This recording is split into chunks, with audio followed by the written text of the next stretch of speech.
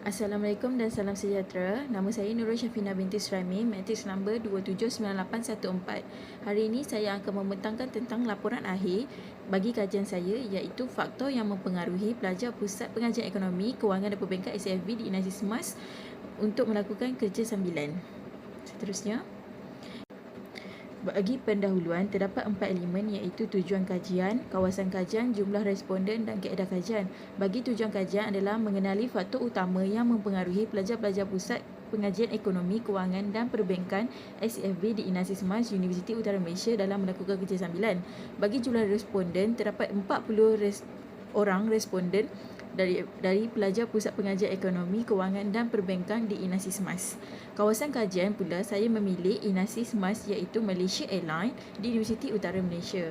Bagi kaedah kajian terdapat dua iaitu borang soal selidik dan temu buat, dan kedua adalah kaedah deskriptif iaitu jadual rajah dan statistik. Seterusnya terdapat 4 objektif khusus dalam kajian ini. Yang pertama adalah mengenal pasti profil demografi pelajar Pusat Pengajian Ekonomi, Kewangan dan Perbankan di Inasi Semas. Yang kedua ialah mengenal pasti faktor-faktor yang mendorong pelajar SAFB di Inasi Semas untuk melakukan kerja sambilan. Yang ketiga adalah mengkaji jenis pekerjaan dan platform yang digunakan pelajar SAFB di Inasi Semas untuk melakukan kerja sambilan. Yang keempat adalah mengenal pasti impak positif dan negatif dalam melakukan kerja sambilan bagi pelajar Pusat Pengajian Ekonomi, Kewangan dan Perbankan SAFB Inasi Semas Universiti Utara Malaysia. Seterusnya adalah tentang profil demografi bagi kajian ini. Yang pertama adalah jantina responden. 100% daripada jantina responden di Inasi Semas adalah perempuan. Seterusnya ialah profil demografi untuk umur responden, iaitu sejumlah 85% responden adalah daripada kalangan 19 hingga 23 tahun dan yang selebihnya 15% adalah daripada 24 sehingga 28 tahun. Seterusnya, bagi etnik responden, terdapat 70% daripada responden adalah Melayu, diikuti dengan 15% Cina, 10% India dan 5% adalah Iban. Seterusnya, bagi semester pelajaran responden, 48% adalah daripada semester 4, diikuti dengan semester 2 iaitu 16% dan diikuti dengan semester pertama 14%, semester 5 ialah 11%, semester 3 ialah 10% dan semester 6 adalah 1%. Seterusnya ialah khusus pengajian responden, iaitu majoriti daripada responden iaitu 74.7% adalah daripada sarjana muda sains ekonomi dengan kepujian dan diikuti dengan 13.1% daripada sarjana muda perbankan dengan kepujian dan selebihnya adalah sarjana muda kewangan dengan kepujian. Seterusnya, bagi sumber kewangan responden terdiri daripada 63% adalah PTPTN, 16% adalah keluarga, 12% adalah biasiswa dan 9% adalah persendirian.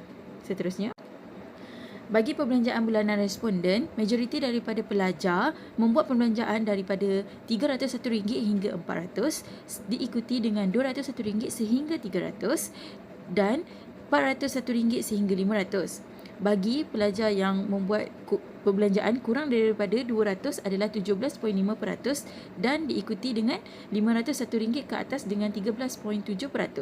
Seterusnya, pada bahagian ini adalah faktor-faktor yang mempengaruhi pelajar SAFB di Inasi Semas untuk melakukan kerja sambilan. Faktor yang pertama adalah melakukan kerja sambilan kerana ingin membantu atau meringankan beban keluarga. Bagi faktor ini, seramai 53.8% daripada responden memilih sangat setuju. Faktor yang kedua ialah melakukan kerja sambilan bagi mengisi masa lapang. Bagi faktor ini, responden memilih sangat setuju seramai 57.5% dan diikuti dengan setuju 23.8%. Seterusnya ialah faktor yang ketiga iaitu melakukan kerja sambilan kerana ingin meningkatkan kemahiran insannya seperti komunikasi, kepimpinan, usahawan dan pemikiran kritikal. Bagi faktor ini, seramai 51.2% responden memilih sangat setuju dan diikuti dengan setuju iaitu 36.3%. Seterusnya ialah bagi faktor keempat ialah melakukan kerja sambilan kerana kekurangan sumber kewangan dalam menampung perbelanjaan harian di universiti. Bagi faktor ini, responden memilih sangat setuju dengan 48.5% dan diikuti dengan tidak pasti seramai 25.0%. Seterusnya ialah Faktor yang kelima iaitu melakukan kerja sambilan kerana terpengaruh dengan rakan sebaya. Bagi faktor ini, responden memilih tidak setuju dan tidak pasti seramai 31.3% dan diikuti dengan sangat setuju iaitu 19.8%.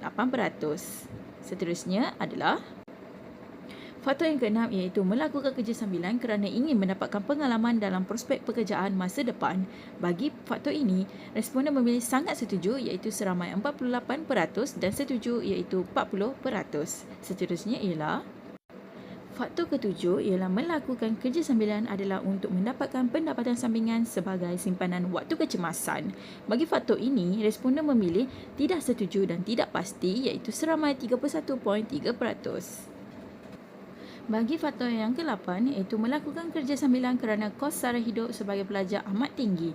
Bagi faktor ini, seramai 50% sangat setuju dan diikuti dengan setuju iaitu seramai 30% responden. Seterusnya ialah faktor ke-9 iaitu melakukan kerja sambilan adalah kerana ingin membina hubungan sosial bagi memudahkan keupayaan mencari pekerjaan pada masa depan. Bagi faktor ini, responden memilih sangat setuju seramai 43.6% dan diikuti dengan setuju 34%.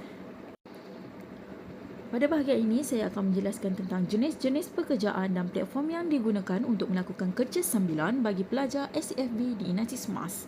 Bagi jenis pekerjaan yang dilakukan, majoriti daripada pelajar memilih perkhidmatan iaitu seramai 23.8% dan diikuti dengan makanan dan minuman iaitu 20.2% dan yang paling tidak digemari adalah perhotelan iaitu 0.7%. Seterusnya ialah bagi platform yang digunakan untuk melakukan kerja sambilan, mereka lebih memilih untuk menggunakan platform secara bersemuka iaitu seramai 65.5% dan secara atas talian adalah 34.5%. Seterusnya adalah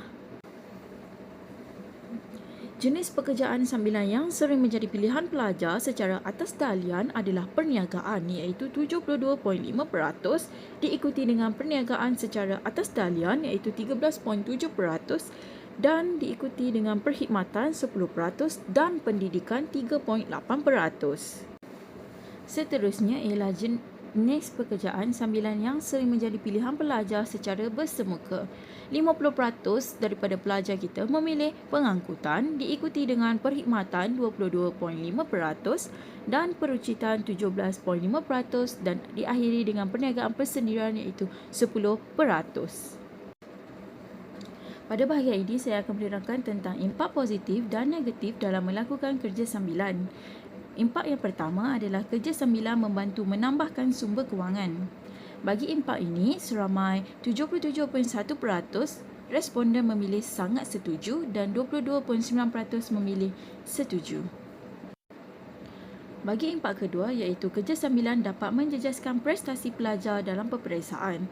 Bagi impak ini, seramai 46.3% pelajar memilih tidak pasti dan diikuti dengan tidak setuju iaitu seramai 20.3%. Bagi impak ketiga ialah kerja sambilan dapat mengganggu kehidupan sosial harian. Bagi impak ini, responden memilih tidak pasti iaitu seramai 38.8% dan diikuti dengan tidak setuju iaitu seramai 20%. Bagi impak yang keempat ialah kerja sambilan dapat melatih keyakinan diri dan komunikasi. Bagi impak ini, seramai 67% responden memilih sangat setuju dan diikuti dengan setuju iaitu 27.35%. Seterusnya, impak kelima ialah kerja sambilan membantu mengurangkan tanggungan keluarga. Bagi impak ini, seramai 67.5% memilih sangat setuju dan diikuti dengan 26.3% memilih setuju. Bagi impak yang keenam ialah kerja sambilan memberi faedah dalam alam pekerjaan pada masa hadapan. Bagi impak ini, seramai 66.3% responden memilih sangat setuju dan diikuti dengan 28.7% memilih setuju. Impak yang ketujuh adalah kerja sambilan dapat mengganggu masa pelajar. Bagi impak ini, seramai 32.8% responden memilih tidak pasti dengan impak ini dan diikuti dengan 27.8% tidak setuju. Impak ke-8 ialah kerja sambilan dapat membantu pelajar menguruskan keuangan. Bagi impak ini, seramai 65.8% memilih sangat setuju dan diikuti dengan 28.9% memilih setuju. Impak ke-9 adalah pelajar yang melakukan kerja sambilan mudah tertekan dan beremosi. Bagi impak ini, responden memilih tidak pasti iaitu seramai 31.3% dan diikuti dengan setuju iaitu 22.5%. Bagi impak yang ke-10 iaitu pelajar yang melakukan kerja sambilan akan meningkatkan lagi kematangan terhadap pelajar. Bagi impak ini, seramai 61.3% responden memilih sangat setuju dan diikuti dengan setuju iaitu 31.3%. Bagi impak yang terakhir iaitu kerja sambilan menyebabkan pelajar menanggung tugasan pelajaran mereka. Bagi impak ini, pelajar memilih tidak pasti iaitu seramai 32.5% dan diikuti dengan sangat setuju iaitu 21.3%. Seterusnya adalah penemuan kajian. Dalam penemuan kajian, antara 3 faktor utama adalah melakukan kerja sambilan bagi mengisi masa lapang. Yang kedua adalah melakukan kerja sambilan kerana ingin membantu atau meringankan beban keluarga. Yang ketiga adalah melakukan kerja sambilan kerana ingin meningkatkan kemahiran insaniah. Bagi kajian ini, penemuan baharu adalah melakukan kerja sambilan kerana ingin meningkatkan kemahiran insaniah. Pada bahagian ini, saya akan menceritakan tentang implikasi dasar dalam kajian ini. Yang pertama adalah pakej peranti siswa keluarga Malaysia. Pakej ini memberi peluang kepada pelajar IPT untuk memiliki peranti digital yang memenuhi modul pelajaran. Ia juga mendorong pelajar untuk lebih maju menerusi aplikasi digital yang mempunyai keupayaan terkini dan moden seiringan dengan pembelajaran secara alam maya. Implikasi dasar yang kedua adalah bantuan program e-belia. Bagi bantuan ini, ia dapat meringankan beban pelajar yang mengalami masalah kewangan untuk membeli barangan pembelajaran yang perlu disediakan untuk memenuhi keperluan pihak universiti.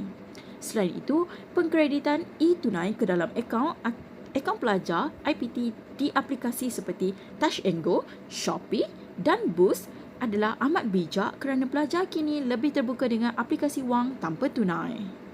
Seterusnya ialah pakej rangsangan ekonomi prihatin rakyat iaitu bantuan kepada pelajar IPT secara one-off sebanyak RM200 di bawah seliaan Kementerian Pengajian Tinggi. Pakej ini memberi galakan kepada pelajar untuk terus belajar dalam keadaan yang selesa dan tidak terbeban kerana kerja sambilan yang mereka lakukan. Seterusnya, pada bahagian ramalan, yang pertama adalah pakej peranti siswa keluarga Malaysia. Pakej ini adalah untuk memudahkan pelajar untuk melakukan tugasan yang diberikan semasa kuliah.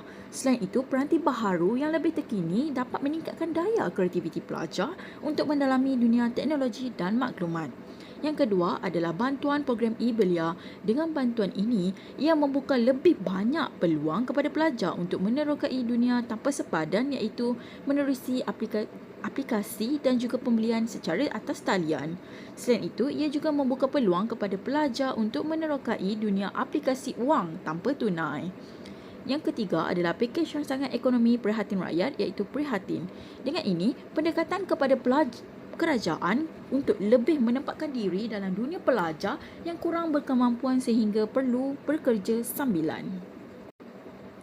Pada bahagian cadangan, selaku pengkaji, saya mencadangkan untuk mengadakan pakej pengangkutan 50% kepada pelajar IPT sepenuh masa. Oleh itu, pihak kerajaan boleh menawarkan pakej ini kepada pelajar sepenuh masa yang memerlukan seperti pelajar golongan B40, miskin dan fakir miskin. Selain itu, pihak kerajaan haruslah menawarkan pakej ini kepada semua jenis pengangkutan tanpa sebarang had penggunaan. Seperti yang anda tahu, di Malaysia terdapat 3 jenis pengangkutan, iaitu pengangkutan darat, pengangkutan laut dan pengangkutan udara.